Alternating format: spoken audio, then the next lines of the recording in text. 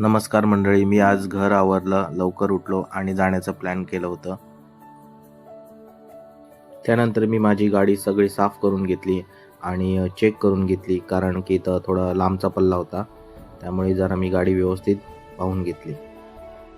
देवीचं नाव घेऊन मी माझ्या प्रवासाला सुरुवात केली आणि देवीच्या मंदिराच्या दिशेने मी वाटचाल केली. वाटचाल केल्यानंतर मी मुंबई गोवा या महामार्गावरून माझ्या प्रवासाला पुढे जाऊ लागलो आणि प्रवासाचा आनंद घेऊन हळूहळू पुढे गेलो. कोकणात जाताना नेहमीच एक आनंद असतो चेहऱ्यावरती आणि तो आनंदी चेहरा घेऊन मी माझ्या प्रवासाला वाटचाल करून कशिडी घाटातून, कशिडी बोगद्यातून पुढे पुढे जाऊ लागलो. आणि या बोगद्यात एक चांगलाच अनुभव मिळतो मी नेहमी जातो तेव्हा, आणि कोकणात जाण्याची एक वेगळीच मजा असते.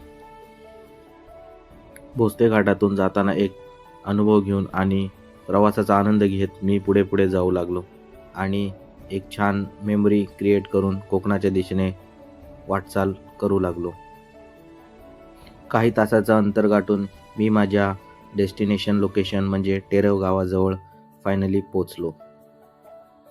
टेरव गावातल्या देवीचं मंदिर पाहून थकलेला प्रवास माझा खूप आनंदमय झाला.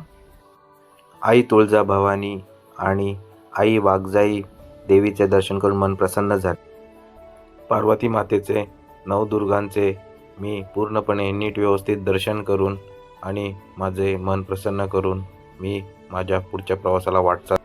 मंदिराच्याच बाजूला असलेले हे पक्षी अभयारण्य बनवलेले पाहून खूप छान वाटले. लहान मुलांकरिता हे खूप छान पाहण्याचे ठिकाण आहे. शेवटी टेरव गावातील एक छान अनुभव घेऊन आणि देवीचा आशीर्वाद घेऊन मी माझ्या घरी जाण्याची परत वाटचाल चालू केली आणि त्या दिशेने रिटर्न जर्नी मी माझी पूर्ण केली.